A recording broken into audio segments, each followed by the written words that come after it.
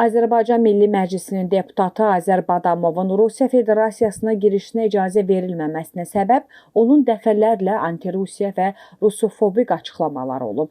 Bu barədə TASS mənbəyinə istinadən məlumat yayılıb. Bildirilib ki, 2025-ci il mayın 4-də Azərbaycan Milli Məclisinin deputatı Badamov Rusiya ərazisinə buraxılmayıb. Azər Badamovun Rusiya Federasiyasından çıxmaq və Rusiya Federasiyasına daxil olma qaydası haqqında Federal Qanununun 26 və 27-ci maddələrinə uyğun olaraq Rusiyaya buraxılmasına icazə verilmir.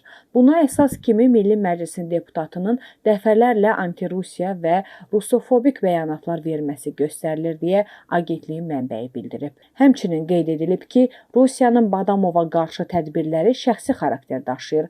Badamova qarşı görülən tədbirlər şəxsi xarakter daşıyır və Rusiya tərəfinin Rusiya-Azərbaycan münasibətlərinin strateji tərəfdaşlıq və müttəfiqlik ruhunda inkişafına sarsılmaz sadiqliyinə təsir göstərmir deyə məlumatda bildirilib.